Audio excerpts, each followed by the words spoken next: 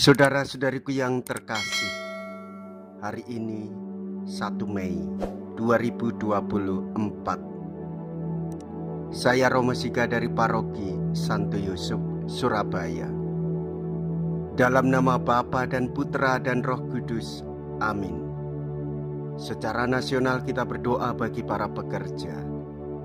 Gereja berdoa bersama Santo Yusuf Pekerja yang giat menjadi teladan ketulusan bagi setiap para pekerja. Pada tahun 1955, Sri Paus Pius ke-12 memaklumkan Pesta Santo Yusuf Pekerja yang dirayakan pada tanggal 1 Mei. Pesta ini menekankan martabat pekerjaan dan keteladanan Santo Yusuf sebagai pekerja dan untuk menyertakan kembali keikutsertaan gereja dalam karya penyelamatan Allah.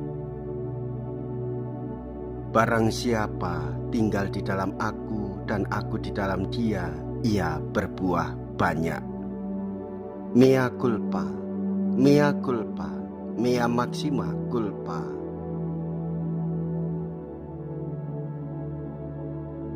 Marilah kita berdoa. Allah Bapa pemulih dan pemurni hidup, Engkau telah melepaskan kami dari kegelapan. Arahkanlah hati kami kepadamu, agar kami selalu tinggal dalam terang kebenaran-Mu, mengikuti teladan Santo Yusuf yang bekerja dengan tulus.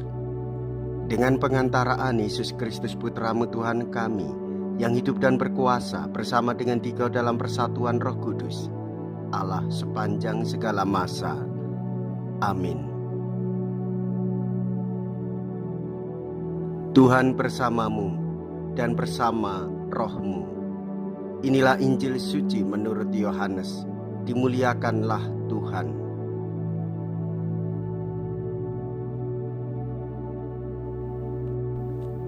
Yohanes bab 15 ayat 1 sampai dengan ayat 8. Dalam amanat perpisahannya, Yesus berkata kepada murid-muridnya, "Akulah pokok anggur yang benar dan Bapakulah pengusahanya. Setiap ranting padaku yang tidak berbuah dipotongnya, dan setiap ranting yang berbuah dibersihkannya supaya berbuah lebih banyak. Kamu memang sudah bersih karena firman yang telah kukatakan kepadamu. Tinggallah di dalam aku dan aku di dalam kamu. Sama seperti ranting tidak dapat berbuah dari dirinya sendiri kalau ia tidak tinggal pada pokok anggur, demikian juga kamu tidak berbuah jikalau kamu tidak tinggal di dalam aku. Akulah pokok anggur dan kamulah ranting-rantingnya. Barang siapa tinggal di dalam aku dan aku di dalam dia, ia berbuah banyak. Sebab di luar aku kamu tidak dapat berbuat apa-apa. Barang siapa tidak tinggal di dalam aku, ia dibuang keluar seperti ranting yang menjadi kering, kemudian dikumpulkan orang dan dicampakkan ke dalam api lalu dibakar. Jikalau kamu tinggal di dalam aku dan firman-Ku tinggal di dalam kamu, mintalah apa saja yang kamu kehendaki dan kamu akan menerimanya. Dalam hal ini Bapa-Ku dipermuliakan, yaitu jika kamu berbuah banyak, dan dengan demikian kamu adalah murid-murid-Ku." Demikianlah sabda Tuhan. Terpujilah Kristus.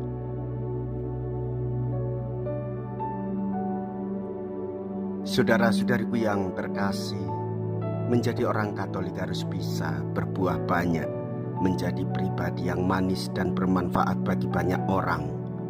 Maka kita harus berani tinggal di dalam kasih Yesus dan kita hanya bergantung kepadanya sebagai pokok anggur yang benar. Yesus sangat jelas menyatakan bahwa tanda mengasihi adalah memegang perintahnya dan melakukan kehendaknya. Dengan demikian, Bapa akan mengasihinya, datang kepadanya dan diam bersama-sama dengan dia. Saudara-saudariku yang terkasih, anggur bisa berbuah kalau ranting dan seluruh daunnya dikerat atau dipotong. Ranting anggur harus dibersihkan, pemupukan dan penyiraman diperlukan untuk kesuburan tanaman anggur. Tetapi untuk berbuah banyak, keseluruhan tanaman harus mengalami proses pengeratan. Bagi tanaman anggur, pembersihan ranting dan pengeratan cabang serta daun-daun tentu merupakan kejadian yang menyakitkan karena mengakibatkan adanya luka pada batang dan dahan. Tapi itu harus dilakukan. Ranting harus tinggal dalam pokok, menempel dan mendapatkan sumber kehidupan dari pokok anggur. Ketika ranting terpisah dari pokoknya, maka ranting-ranting itu akan mati. Saudara-saudari, daya hidup gereja harus datang dari Tuhan dan hubungan kita dengan Dia. Sebab lepas daripadaku kamu tak mampu berbuat sesuatu. Demikianlah kata Yesus. Saudara, apakah kita telah bersatu dengan Tuhan? Apakah iman kita hanya menyentuh yang lahiriah dan adat kebiasaan saja? Ataukah didukung persatuan hidup dengan Yesus? Menjadi orang beriman sebagai orang Katolik, tinggal di dalam kasih Yesus, berarti kita berani mewartakan kasih-Nya sepanjang hari dengan selalu menempel kepadanya. Marilah kita berdoa. Allah Bapa sumber hidup abadi, dalam misteri Paskah Putra-Mu mau diubah menjadi sumber hidup. Semoga karena pertukaran suci ini kami Kau bantu dalam kehidupan sekarang dan Kau antar memasuki sukacita kekal. Dengan pengantaraan Kristus Tuhan kami. Amin. Tuhan beserta kita, sekarang dan selama-lamanya. Semoga Allah yang Maha Kuasa memberkati saudara sekalian, Bapa dan Putra dan Roh Kudus. Amin. Saudara-saudariku yang terkasih, pergilah. Ibadah sabda sudah selesai.